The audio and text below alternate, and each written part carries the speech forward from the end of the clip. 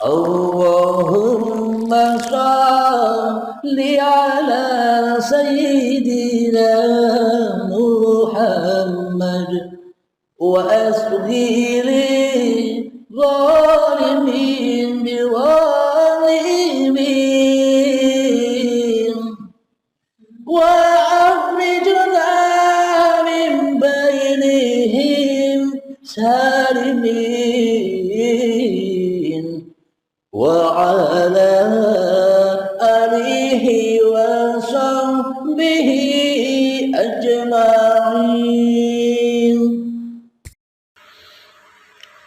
Kenapa kita seluruh manusia tak pernah menemukan Tuhannya di luar sana?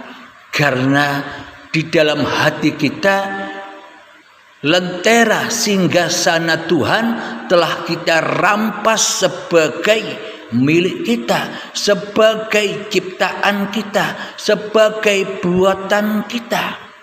Jadi seolah-olah hidup dan badan itu buatan kita, seolah-olah hidup dan badan ini ciptaan kita tanpa kita sadari selama ini.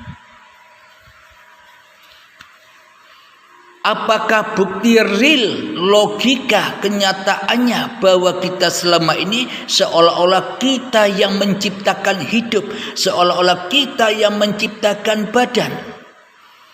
Apa buktinya? Buktinya adalah setiap apapun yang kita lakukan di dalam kehidupan ini seolah-olah kita yang berkuasa di dalamnya. Kita bisa duduk seolah-olah kitalah yang berkuasa untuk duduk. Kita berdiri seolah-olah hanya kitalah yang mampu berkuasa untuk berdiri. Kita bekerja seolah-olah kitalah yang mampu untuk bekerja. Kita kaya seolah-olah diri kita yang kaya. Kita berilmu seolah-olah diri kita yang punya ilmu. Kita beramal seolah-olah kita yang berbuat kebajikan-kebajikan selama ini. Itulah tanda bukti yang nyata, real, secara logika bahwa kita selama ini sebagai Tuhan pencipta hidup dan badan kita sendiri.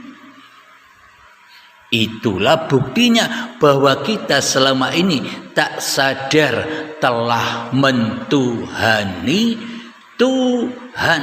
Kita tak sadar selama ini kita telah menjadi Tuhan tu awake dewe.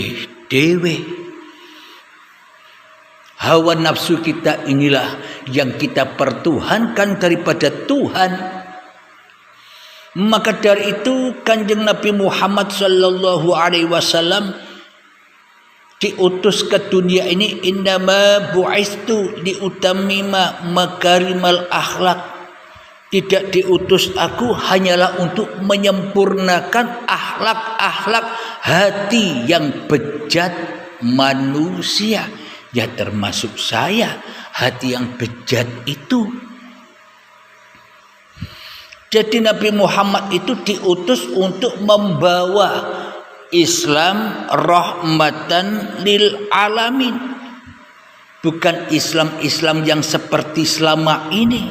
Saking jauhnya 14 abad Islam yang dibawa Rasulullah yang sudah diabadikan di dalam Al-Quran akhirnya tergeser. Akhirnya buyar. Pemahamannya hanyalah dipahami oleh manusia-manusia sesuai hawa nafsunya, dipahami oleh manusia sesuai golongan-golongannya, dipahami oleh manusia sesuai aliran-alirannya, dipahami oleh manusia sesuai wadah-wadah agama yang dipeluknya selama ini.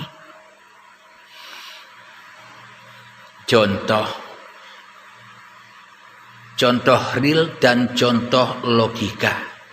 Anda para jamaah yang kebetulan memahami pemaparan-pemaparan di Uripi Allah ini, Anda memahami, terus Anda menceritakan kepahaman Anda setelah mengikuti channel Uripe Allah ini kepada saudara atau kepada sahabat atau kepada teman-teman Anda.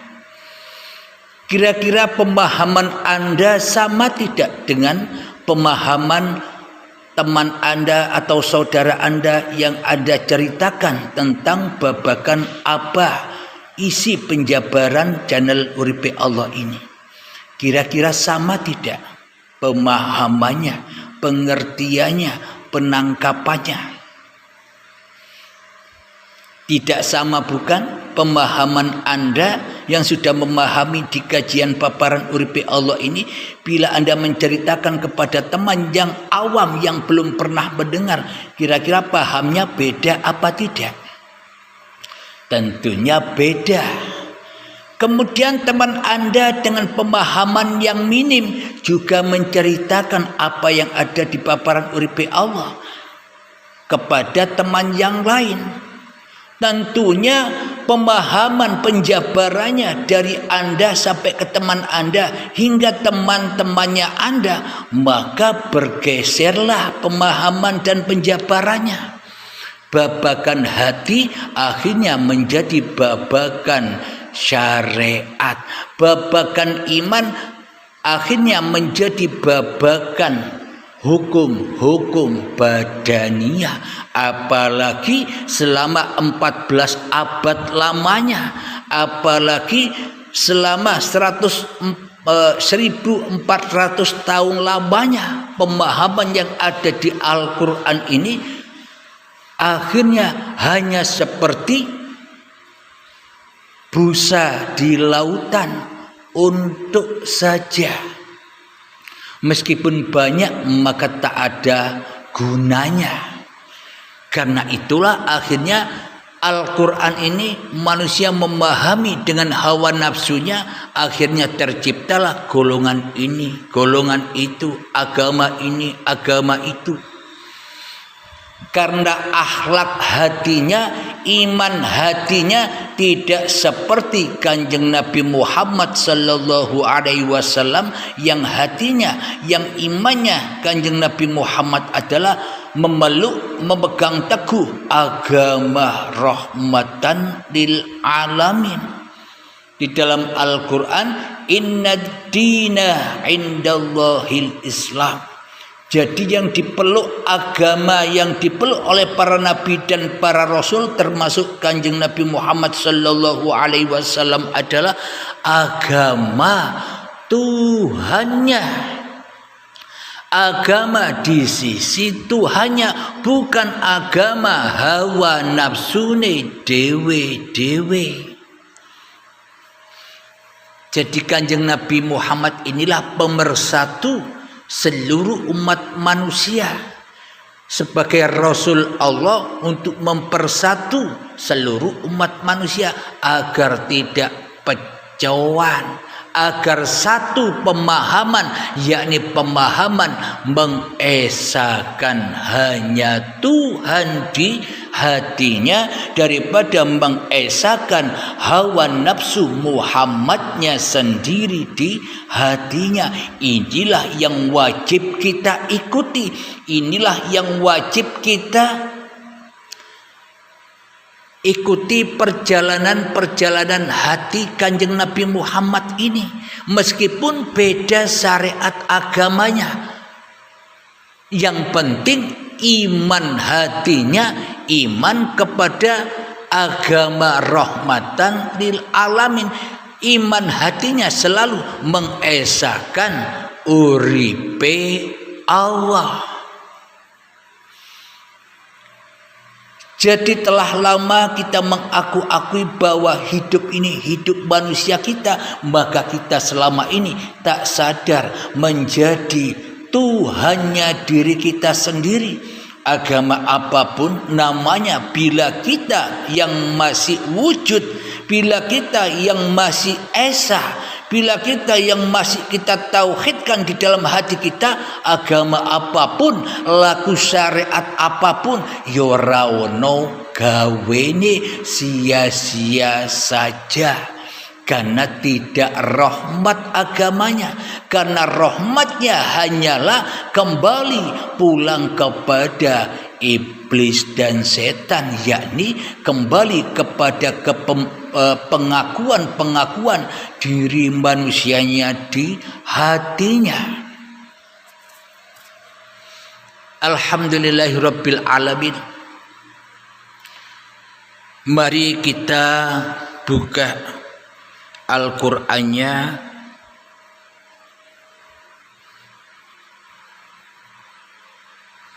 di dalam surat Al-Anfal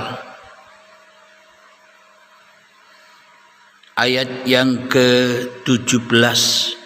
Kita buktikan apa yang dijabarkan tadi, yakni agama rahmatan lil alamin harus dipegang teguh oleh setiap diri manusia, apapun agamanya, apapun golongannya, apapun alirannya, harus memegang teguh agama rahmatan lil alamin. Mari kita simak di dalam Al-Quran surat Al-Anfal ayat yang ke-17. Bismillahirrahmanirrahim. Falam taqtuluhum walakinna Allaha qatalahum wa ma ramaita idh ramaita walakinna Allaha rama waliyubliyal mu'minina minhu bala'an hasana innallaha sami'un alim. Yang artinya, maka sebenarnya bukan kamu yang membunuh mereka, melainkan Allah yang membunuh mereka, dan bukan engkau yang melempar mereka ketika engkau melempar, tetapi Allah yang melempar. Allah berbuat demikian untuk membinasakan mereka dan untuk memberi kemenangan kepada orang-orang mukmin dengan kemenangan yang baik. Sungguh Allah Maha mendengar, Maha mengetahui. Shadaqallahul azim. Inilah agama rahmatan lil alamin yang dibawa oleh para nabi-nabi terdahulu, yang dibawa oleh para rasul-rasul terdahulu, bahkan yang dibawa oleh Nabi Isa, Nabi Musa, Nabi Muhammad, Nabi Daud dan sebagainya. Inilah agama para nabi dan agama para rasul yang original, yang asli, yang diperdengarkan oleh sahabat-sahabat para nabi dan para rasul terdahulu. Ya seperti inilah keterangannya tentang babakan agama rahmatan lil alamin ini, yang mana hati selalu mengesahkan hanya Allah yang bisa berbuat ketimbang makhluknya di dalam hatinya.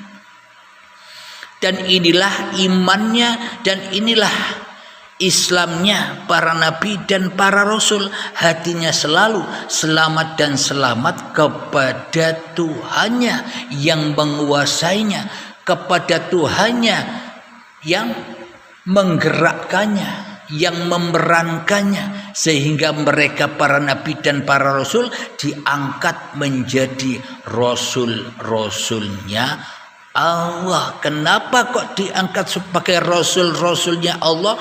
Karena di dalam hatinya hanya ada yang esa, hanya ada Allah, hanya ada Allah, hanya ada Bapa, hanya ada Sang Yang Widi, hanya ada Gusti, hanya ada Romonya yang berkuasa atas manusianya.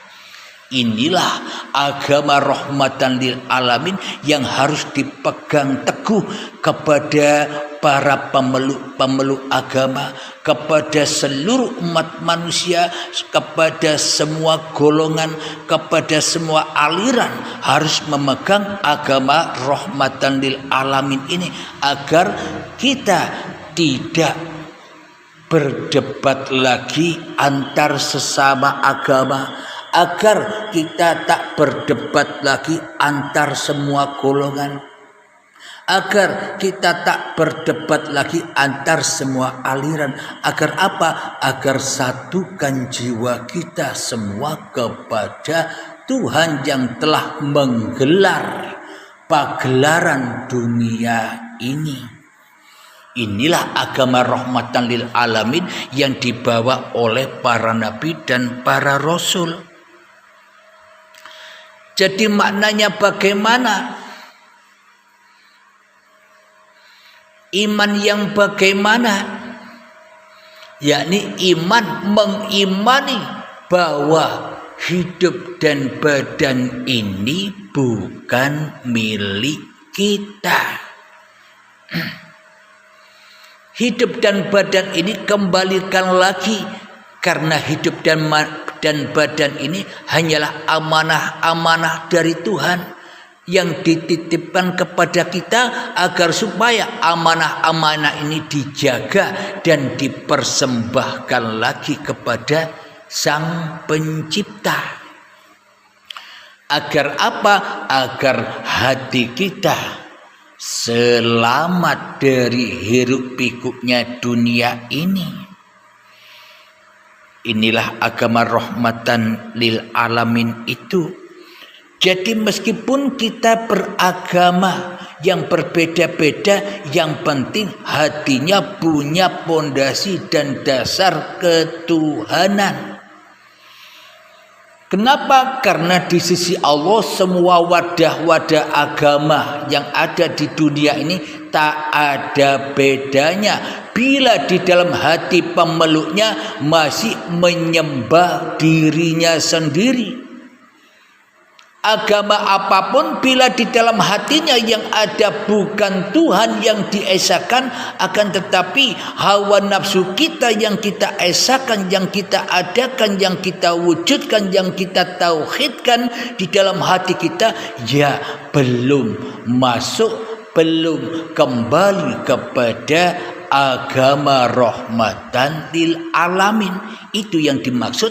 Semua nama-nama agama itu sama-sama apa? Sama-sama mentuhankan awake dewe sehingga gampang diadu domba oleh iblis dan setan, sehingga gampang diadu domba, sehingga perang antar agama dengan agama yang lain, sehingga perang antar golongan yang satu dengan golongan yang lain, hingga perang antar aliran yang satu dengan aliran yang lain. Kenapa? Karena tidak menemukan keesaan Tuhan di dalam tiap-tiap diri manusianya. Sama-sama jauh dari Tuhannya, sama-sama maksiat kepada Tuhannya, sama-sama memerangi dan memusuhi Tuhannya apapun agamanya, baik Islam, Nasrani, Yahudi, Majusi, Hindu, Buddha, Konghucu dan sebagainya. Apapun nama agamanya, bila di dalam hatinya masih berdiri kokoh hawa nafsunya sebagai Tuhan yang mentuhani dirinya sendiri, Tuhan yang menciptakan dirinya sendiri, maka selamanya dikatakan agama yang sama, agamanya iblis dan setan, yang mana iblis dan setan tidak mau tunduk sujud kepada keadamannya, ketiadaannya. Manusia atau iblis tidak mau mempersembahkan amanah-amanah hidup dan badan kepada Tuhannya, sehingga menjadi iblis yang terbakar di dalam neraka jahanam ini. dunia ini, bahan bakarnya ya dunia, bahan bakarnya badan-badan yang diakui sebagai badan manusianya dan hidup yang diakui oleh manusianya, inilah bahan bakarnya, sehingga manusia hatinya keras, lebih keras daripada batu. Alhamdulillahirabbil alamin. Bukti yang selanjutnya imannya para nabi dan para rasul, yakni memegang teguh agama rahmatan lil alamin, agama Tuhan pencipta dirinya. Kita buka di dalam surat Al-Baqarah ayat 62. Bismillahirrahmanirrahim. Innal ladzina amanu wal ladzina hadu wan nasara was-sabiina man amana billahi wal yawmil akhir wa 'amila shalihan falahum ajruhum 'inda rabbihim wala khaufun 'alaihim wala hum yahzanun. Yang artinya sesungguhnya orang-orang yang beriman, orang-orang Yahudi, orang-orang Nasrani, dan orang-orang Sabiin, siapa saja di antara mereka yang beriman kepada Allah dan hari akhir dan melakukan kebajikan, mereka mendapat pahala dari Tuhannya. Tidak ada rasa takut pada mereka dan mereka tidak bersedih hatinya. Inilah bukti bahwa agama apapun yang dipeluk oleh manusia, bila manusianya memegang teguh agama rahmatan lil alamin, agama di sisi Tuhannya, yang selalu mengesahkan Tuhannya di dalam hatinya, yang selalu mentauhidkan Tuhannya di dalam hatinya, agama apapun, Islam, Nasrani, Yahudi, Majusi, Sabiin dan sebagainya, maka ia akan diberi pahala di sisi Tuhannya dan tidak bersedih hatinya. Itulah surga di sisi Allah. Lalu iman yang bagaimana? Iman yang seperti dikatakan di depan tadi, yakni menyerahkan kembali kebesaran hawa nafsunya kepada kebesaran Tuhan yang telah menciptakannya. Dikembalikan lagi bahwa hidup inilah Tuhan, bahwa hidup inilah sang pencipta badan. Jadi badan pun dikembalikan karena hidup dan badan bukan kita, dan kita bukan apa-apa dan kita bukan siapa-siapa, maka hati kita akan damai, akan tentram, tidak saling mengolok-olok, tidak saling menjatuhkan, tidak saling bersaingan mencari kebenaran. Karena kita belum menemukan kebenaran, ya kita mencari-cari kebenaran, sehingga kita marah bila dikatakan kita salah. Karena kita belum menemukan kebenaran. Bila kita sudah menemukan kebenaran, meskipun manusia-manusia mengolok-olok kita, menyesat-nyesatkan kita, kita enjoy wae. Kenapa? Karena sudah menemukan kebenaran. Kebenaran di sisi Tuhan yang menciptakan manusia. Inilah bukti tanda kembalinya hati manusia kepada Tuhannya. Agama apapun, bila hatinya selalu dituhani oleh Tuhannya, maka itulah yang dikatakan agama rahmatan lil alamin. Baju apapun Anda, syariat-syariat macam manapun Anda, bila hatinya memeluk agama rahmatan lil alamin, maka Islam, maka selamatlah hati kita menuju sang pencipta. Jadi hati kita tidak disiksa lagi, hati kita tidak ditakut-takuti lagi oleh iblis dan setan yang selalu menggaung-gaungkan Islam, yang menggaung-gaungkan agama versi-versinya iblis yang menakut-nakuti manusia agar manusia tetap tinggal bersama iblis di dalam api-api dunia ini, tetap senang, tetap cinta kepada yang selain Allah. Alhamdulillahirabbil alamin. Semoga saya dan semoga kita semua senantiasa selalu ditunjuki oleh Allah jalan-jalan lurusnya. Amin ya rabbal alamin. Akhir kalam, assalamualaikum warahmatullahi wabarakatuh.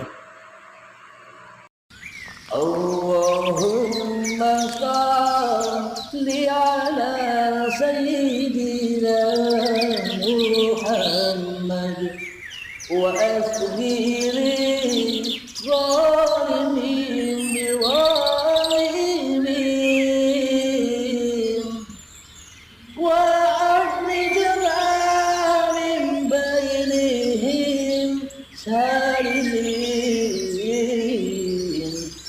وعلى